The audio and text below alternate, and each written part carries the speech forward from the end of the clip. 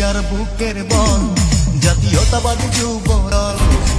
Fascist তকমা নিয়ে শেখ হাসিনার পতনের পর বড় দল হিসেবে বিএনপি ভবিষ্যৎ ক্ষমতার মূল দাবিদার। তারেক জিয়ার নেতৃত্বে নতুন এক বিএনপিকে দেখার আশায় বুক বাঁধেন দেশের অনেকেই। তবে সাম্প্রতিককালে বিএনপি কর্মীদের নানা অপকর্ম, চাঁদাবাজি এবং নেতিবাচক খবরের শিরোনামে আশাহত দেশের রাজনৈতিক ভবিষ্যৎ। আওয়ামী লীগ আমলে কিছু দৃশ্য সামাজিক যোগাযোগ মাধ্যমে হাস্যরসের অনুষঙ্গ হিসেবে ভেসে বেড়াতো। শেখ মুজিবুর রহমানের মৃত্যুদিনে নেচে গিয়ে শোক পালন কিংবা হাই মুজিব বলে পিঠ চাপড়ানোর সেসব দৃশ্য রীতিমতো রাজনীতিকে কমেডিতে পরিণত করেছিল। RICL TMX, যুগের পর যুগ স্থাপনা থাকে মজবুত।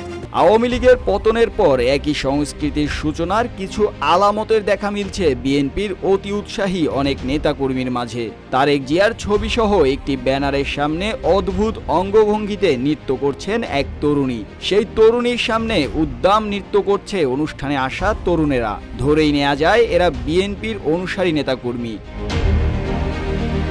কিছুদিন আগে ইশরাককে মেয়রের চেয়ারে বসাতে আন্দোলনকারীদের কয়েকজনের অদ্ভুত নৃত্য হাসির খোরাকে পরিণত করেছিল বিএনপিকে। দেশের অন্যতম বড় দল এবং আগামীর আকাঙ্ক্ষিত ক্ষমতাসীন বিএনপির এসব কর্মকাণ্ডে অনেকেই বিএনপিকে তুলনায় জুড়ে দিচ্ছেন আওয়ামী লীগের সাথে। ২৪-এর অভ্যুত্থানের পর দেশের মানুষের সবচাইতে বড় আকাঙ্ক্ষা হয়ে দাঁড়ায় নতুন রাজনৈতিক বন্দোবস্ত। ছাত্রদের গড়া দল এনসিপি সারা দেশে ঘুরে ঘুরে আশা দেখাচ্ছে সেই বন্দোবস্তের। তবে সেই এনসিপির নেতারাও ইতিমধ্যে নারী ও অর্থ কেলেঙ্কারি সহ নানা অভিযোগে হয়েছেন অভিযুক্ত। দীর্ঘ ১৬ বছরের ফ্যাসিবাদের আমল কাটিয়ে একটি অভ্যুত্থান ও নতুনভাবে দেশ গড়ার প্রত্যাশা কতটা বাস্তবে পূরণ হবে জনমনে, এখন সেটি বড় প্রশ্ন। সামনের নির্বাচনকে ঘিরে নানা সমীকরণ আঁকছে রাজনৈতিক দলগুলো। সেই সাথে দীর্ঘদিন ভোটের অধিকার থেকে বঞ্চিত জনগণও আশায় বুক বেঁধে আছে।